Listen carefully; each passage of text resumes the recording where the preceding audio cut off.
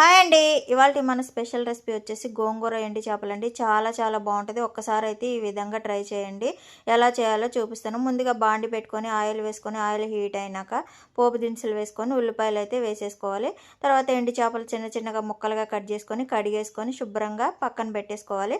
ఈ ఉల్లిపాయలోనే ఉప్పు పసుపు వేసుకొని బ్రౌన్ కలర్ వచ్చేంత వరకు ఫ్రై చేసేసుకొని చక్కగా ఈ ఎండి చేపలు అయితే ఉల్లిపాయల్లోనే వేసుకుంటే ఎవరికి పక్కన వాళ్ళకు కూడా స్మెల్ రాదండి. చాలా చాలా బాగుంటుంది టేస్ట్ కూడా. ఇదంతా ఆయిల్ బయటకు వచ్చి బ్రౌన్ కలర్ వచ్చిన తర్వాత చక్కగా గోంగూరని సన్నగా తరిగేసుకొని వేసుకోవాలి. వేసుకొని ఈ విధంగా తిప్పేసుకొని ఒక 5 నిమిషాలు అయితే మూత పెట్టేసుకోవాలి.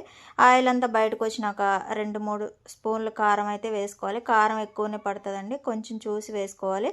కారం వేసేసుకున్నాక మరొక 2 నిమిషాలు చక్కగా మూత పెట్టేసుకొని సిమ్లో పెట్టేసుకోవాలి. ఈ విధంగా అయితే గోంగూర ఎండి చేపల కర్రీ అయితే రెడీ అండి. లాస్ట్లో తెల్లెల్లిగడ్డ దంచేసుకొని వేసేసుకుంటే చాలా చాలా బాగుంటుందండి. ఒక్కసారి అయితే ట్రై చేసి ఎలా ఉందో కామెంట్ బాక్స్లో కామెంట్ చేయండి. ఓకేనా? Thank you for watching.